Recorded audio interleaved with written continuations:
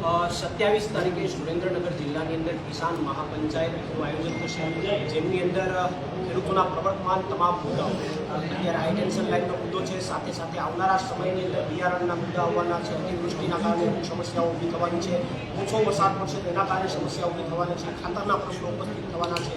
આ તમામ મુદ્દાઓને લઈને કિસાન મહાપંચાયતનું આયોજન સહમત છું. એટલા માટે જ મેં મારી પ્રેસ શરૂ કરતા પહેલાં એક વાત ગંભીરતાથી કીધી કે અમારે બીજેપી સામે લડાઈ લડવાની છે. ગુજરાતના ખેડૂતો માટે અમારી લડાઈ બીજેપી સમક્ષ છે, નહીં કે કોંગ્રેસ સામે.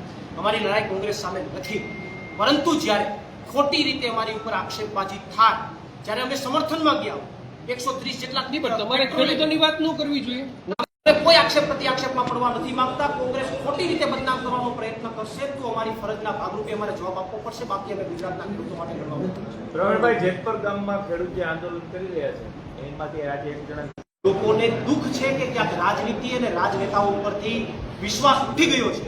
હું જેમની પણ જે ખેડૂતની તબિયત લથડી છે, હું પરમ કૃપાળુ પરમાત્માને પ્રાર્થના કરું છું કે એમની તબિયત સારી થાય અને આવનારા સમયમાં એ જે રીતે લડે છે એમાં અમારે કોઈ પણ ટીકા ટિપ્પણી નથી કરવી. એ મજબૂતાઈથી લડાઈ લડે અને એની લડાઈમાં સંપૂર્ણ સફળતા મળે એવી અમે અપેક્ષા રાખીએ.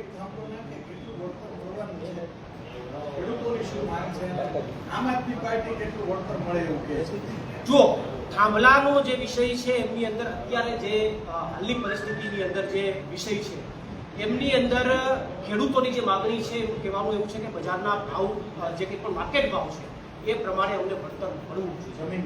જમીનનો જે માર્કેટ ભાવ છે એ પ્રમાણે એમનું વળતર મળવું જોઈએ, એમની વ્યાજબી માગણી છે, બરોબર. અને બાકીની જે કંઈ પણ માની લો કે એમના ખેતરને ક્યાંય આજુબાજુનું સરાઉન્ડિંગ જે કંઈ પણ ખેતર વિખેરી નાખવામાં આવે છે, જ્યાં માની લો કે વીજ પોલ લગાવે છે તો આજુબાજુમાં પણ જે કંઈ પણ નુકસાની જાય છે એનું પણ વળતર મળવું જોઈએ. આ યોગ્ય માગણી છે.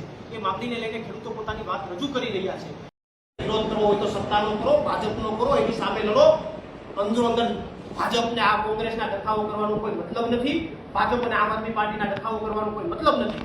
લડાઈ લડવી હોય તો ભાજપ સામે લડો, અમે તમારી સાથે છે. બાકી અમે તો લડાઈ લડવાના છે, તાકાતથી લડવાના છે, ગુજરાતના ખેડૂતો માટે લડવાના છે. અને આવનારી 27 તારીખે સુરેન્દ્રનગરની અંદર મોટી કિસાન મહાપંચાયત પણ કરવાના છે. આવનારા દિવસોમાં ગુજરાતના આ બધી વાતો જે છે ગુજરાતના ખેડૂતો જે છે એ આવનારા દિવસોમાં તમને પ્રશ્ન પૂછશે અને ગુજરાતના ખેડૂતોને ગુમરાહ કરવાનું બંધ કરજો. લડવું હોય તો ભાજપ સામે લડો, ગુમરાહ કરવાનું બંધ કરો. તમારા પાપે ગુજરાતના ખેડૂતોનું આંદોલન તૂટ્યું છે. તમારા કપટથી તમારી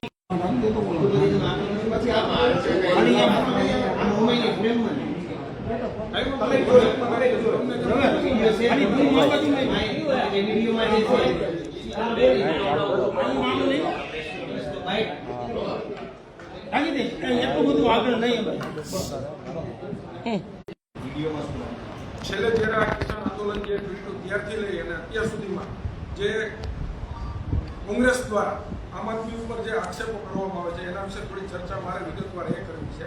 જ્યારે કોંગ્રેસના નેતાઓ એવું કહેતા હોય કે આમ આદમી પાર્ટીના નેતાઓ તૈયાર ભાણે જમવા માટે આવી રહ્યા છે, તો જ્યારે ફેબ્રુઆરી મહિનાની 2જી તારીખે ખેડૂતની જે પહેલી રેલીનું આયોજન પાલભાઈ દ્વારા જે કરવામાં આવ્યું ત્યારથી લઈ અને જે કાંઈ પણ લડાઈ પવનચક્કી હોય અથવા તો વીજ પોલના થાંભલાની લડાઈ હોય એટલા સાથે પાલભાઈને ખંભે ખંભો મિલાવીને ખેડૂતના પિતા તરીકે મારો સહકાર રહ્યો છે. 2જી ફેબ્રુઆરીના રોજ જે ટ્રેક્ટર રેલીનું આયોજન પેટલાથી મોરબી સુધીનું કરવામાં આવેલું હતું એની અંદર પણ પંકજ રાણસરિયા અને અમારી પૂરી ટીમ એમની સાથે ખંભે ખંભો મિલાવી નથી. કારણ કે પાલભાઈ જે વાત કરતા હતા ખેડૂત માટેની હતી, ખેડૂત માલિક માટેની હતી, એના માટે ખેડૂતના દીકરા તરીકે અમે પાલભાઈની સાથે હતા. એ રેલી પણ અધવચ્ચે ઊભી રહી ગઈ. એ રેલીની પણ વાત હતી કલેક્ટર ઓફિસે આવેદન આપવા જવા માટેની, તેમ છતાં પણ મોરબીથી 3 કિલોમીટર દૂર એક જે વંડો હતો એની અંદર આ જ રીતના ખેડૂતોને ગેરમાર્ગે દોરી અને પોલીસ તંત્રને સાથે રાખી અને કોંગ્રેસે વંડાની અંદર આ ટ્રેક્ટરો પૂરી અને એક જે કામ કરેલું હતું ત્યાંથી ઓન ધ સ્પોટ સભાસ્થળ ઉપર માત્ર ને માત્ર પાલભાઈ દ્વારા સ્ફોટક નિવેદનો આપ્યા હતા. એની અંદર હું પણ સાક્ષી હતો. કમિટી માત્ર 5 થી 7 જણા એ રેલી ત્યાં પૂર્ણ જાહેર કરી અને 7 થી 8 જણા માત્ર કોંગ્રેસના જે નેતાઓ છે એ કલેક્ટર સાહેબને મળવા માટે ગયા હતા. તો ખેડૂતનો એ રેલીની અંદર પણ આ જ રીતના હાથો બનાવી અને ઉપયોગ કરવામાં આવ્યો હતો. ત્યારબાદ કોઈ પણ જગ્યા જે તૈયાર ભણવાની વાત કરતા હોય તો જેતપર ગામની અંદર પાલભાઈ આંબલિયા જ્યારે જેતપર ગામની અંદર પાલભાઈ આંબલિયા 15 તારીખનું જે આમંત્રણ આપવા માટે આવવાના હતા એની જે સભાનું આયોજન કરેલું હતું એની સભાને લઈને અમે અને અમારી ટીમના, અમારા તાલુકાના અથવા અમારા જિલ્લાના જે સદસ્યો રહી ચૂકેલા હતા એ લોકો આસપાસના જેટલા પણ ગામડાઓ હતા એની અંદર આમંત્રણ આપવા માટે કહેતા કે પાલભાઈ જેતપર ગામની અંદર પધારી રહ્યા છે, ખેડૂત માટેની જે 15 તારીખની ટ્રેક્ટર રેલીનું જે આયોજન છે એમના ભાગરૂપે આપણે જે જાહેર સભાનું આયોજન કર્યું છે તેને આમંત્રણ આપવા માટે પણ અમે અને અમારી ટીમ બધી જગ્યાએ ગયેલા છીએ. એમના પણ આધાર પુરાવા અમારી પાસે છે. પાલભાઈ પણ સ્પષ્ટ જાણતા હતા કે આમ આદમી પાર્ટીની જે આ બધી ટીમ લોકલ મુદ્દેથી જે લઈ અને જ્યાં પ્રશ્ન હતા ત્યાંની તમામ ટીમ એમની સાથે ખભો મિલાવી છેલ્લા 4 મહિના ત્યાં મહેનત કરતી હતી.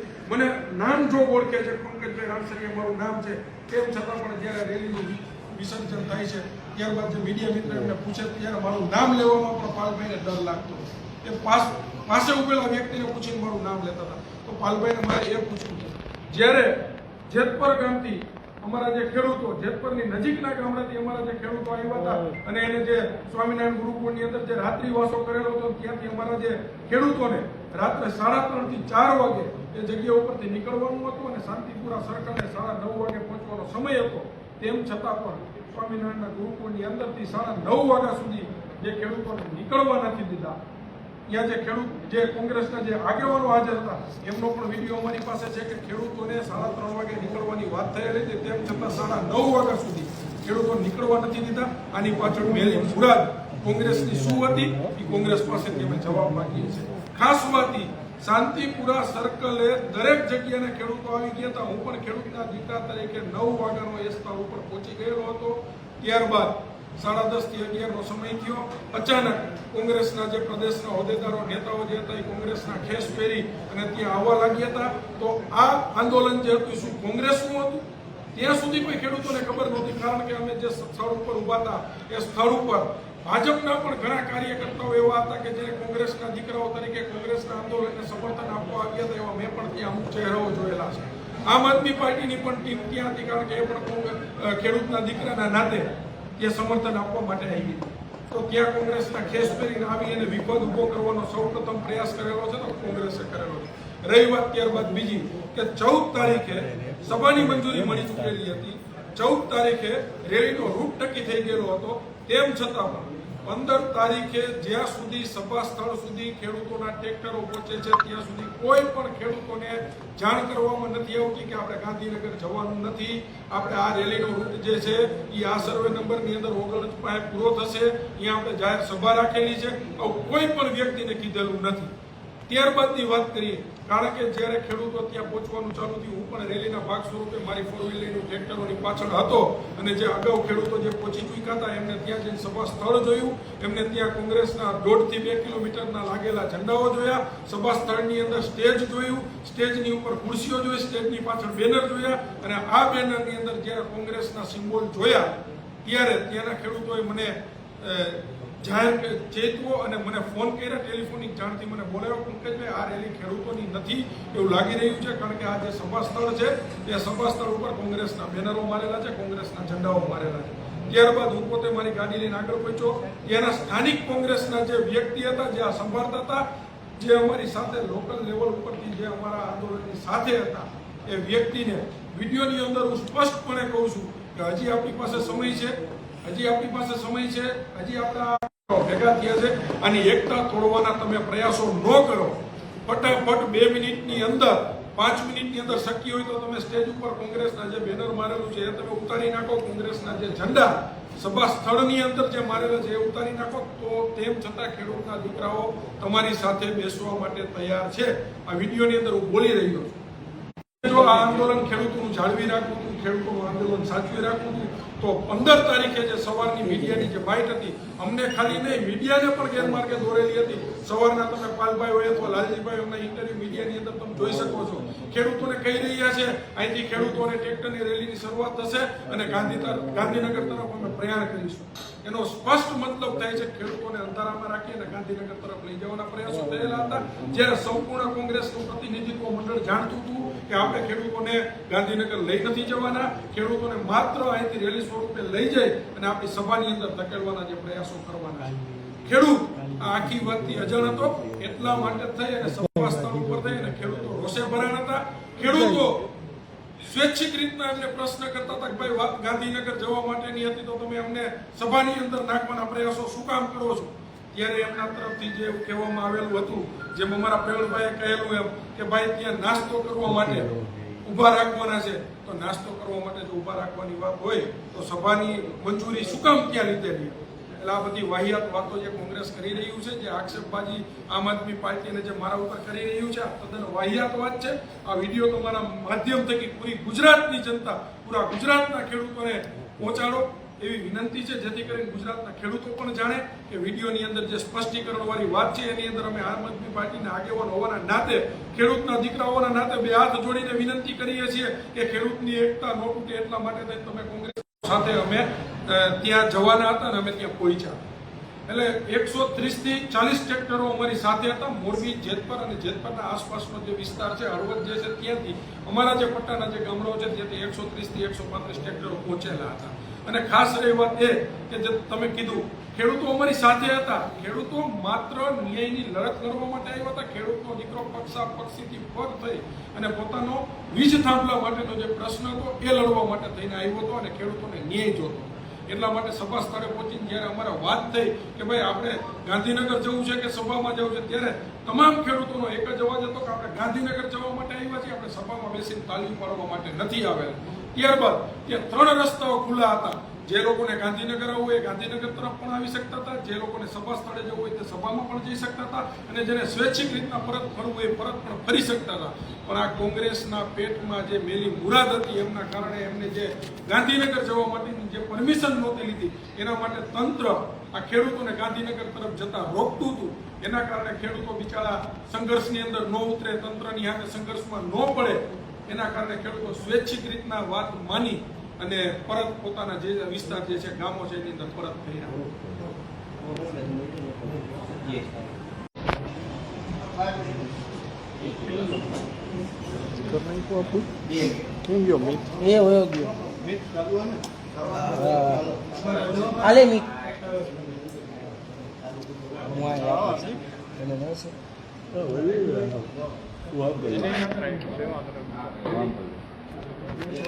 ભાઈ તો મસ્કરી કરું.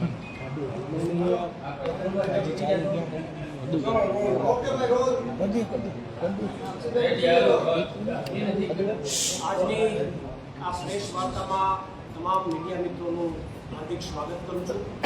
આજે મારી સાથે માનનીય સૌરાષ્ટ્ર ઝોનના સંગઠન મંત્રી ભાઈ શ્રી અજીતભાઈ અને ખેડૂતોની લડાઈની અંદર જેમણે ખૂબ મજબૂતાઈથી શરૂઆત થઈ ત્યારથી લડાઈને ઢાંકવા માટે સતત ગુજરાતના ખેડૂતોને ગુમરાહ કરવાનું કામ આ ગુજરાત કોંગ્રેસે કર્યું છે. ત્યારે અમુક પુરાવાઓ અને અમુક માહિતી સાથે આજે તમારી સમક્ષ અમારે અને ગુજરાતની જનતા અને ગુજરાતના ખેડૂતો સમક્ષ અમારે અમુક વાતો જે છે રજૂ કરવી. ડિસિઝન લીધું એટલા માટે આંદોલન તૂટ્યું.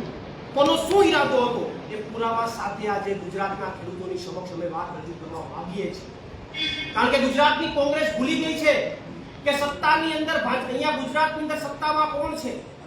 ખેડૂતોના મુદ્દાની અંદર એને વિરોધ કરવાનો છે ભાજપનો, પણ એ ભાજપનો વિરોધ કરવાની જગ્યાએ આમ આદમી પાર્ટીનો વિરોધ ચડી ગયો. ખેડૂતો ગયા અને ત્યાં સુધી જવા ન દીધા અને અમદાવાદ ખાતે આંદોલન તૂટ્યું. એનું કારણ શું કામ તૂટ્યું? એના તમને પુરાવા સાથે મારે અમુક વાત એ રજૂ કરવી છે. 4 મુદ્દાઓ મહત્વના છે. 4 મુદ્દા મહત્વના છે. એક મુદ્દો એ છે તમે પરમિશન જ નથી લીધી ઓન પેપર, કાગળ ઉપર, તો તમને જવા કોણ દેશે? એનો મતલબ તો થયો એ તમારો ઈરાદો ગાંધીનગર સુધી જવાનો જ નતો, કોંગ્રેસની સભા સુધીનો જ તમારો ઈરાદો. અને આ માત્ર આક્ષેપ નથી, હું અત્યારે પુરાવો લઈને આવ્યો છું. જે પરમિશન મળી છે, જે કોંગ્રેસને સર્કલથી પોપલ સર્કલ થઈ, સિલજ સર્કલથી ભારત સર્કલથી કોંગ્રેસ સર્કલ થઈ સર્વિસ રોડ ઉપર ઓગણજ ટોલટેક્સ બાજુમાં આવેલ સર્વે નંબર 110 વાળી જગ્યાના માલિક શશિકાંતભાઈ પટેલના માલિકીના ખુલ્લા ખેડૂતોએ આક્રોશ બતાવ્યો, પ્રશ્ન પૂછ્યો.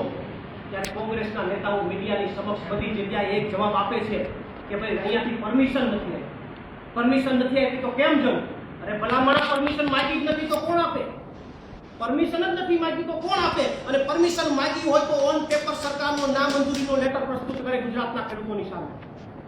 જોયા છે કે અહીંયા તો ભલા માણસ કે ખાલી નાસ્તો કરવા માટે નહીં કે હોલ નથી, અહીં સભા નહોતી કે અહીં તો નાસ્તો કરવા માટેનો હોલ હતો. જ્યારે મીડિયાએ પ્રશ્ન પૂછ્યો કે અહીંયા સ્ટેજ શું કામ, ખુરશી શું કામ, તો કે આ તો નાસ્તો કરવા માટેનો હોલ્ટ હતો. સવારના નીકળ્યા હતા તો ભૂખા હતા, ખવડાવવું તો ખરું ને. તમારા ખંભે બંદૂક ફોડવાનું કામ આ કોંગ્રેસ, ગુજરાત કોંગ્રેસે કર્યું છે. અને પોતાની નિષ્ફળતા, પોતાની ભૂલ, પોતાને લાડ ટપકતી હતી કે આ આખા આંદોલનનું, ખેડૂતના આંદોલનને જશ લઈ જઈએ, એ લાડ ટપકવામાં નિષ્ફળ ગયા. ગુજરાતના ખેડૂતો ઓળખી ગયા, વિરોધ કર્યો, તો દોષનો ટોપલો આમ આદમી પાર્ટી ઉપર નાખ્યો. દોષનો ટોપલો આમ આદમી પાર્ટી ઉપર, દોષનો ટોપલો પંકજ રાણસરિયા ઉપર. કેમ ભાઈ? તમને તો દિવસે થાય, પ્રશ્ન પૂછે, સવાલ પૂછે, સવાલ પૂછો તો કે આમ આદમી પાર્ટી વાળાએ રીખી લે, પંકજ રાણસરિયાએ રીખી નાખી. અરે ભલા માણસ, બીજા બે મહત્વના મુદ્દાઓની વાત પંકજભાઈ કરશે, વિડીયોના માધ્યમથી વિડીયોનું પ્રૂફ આપશે, પણ આ પંકજ રાણસરિયાની વાત કરે છે. પંકજ રાણસરિયા ઉપર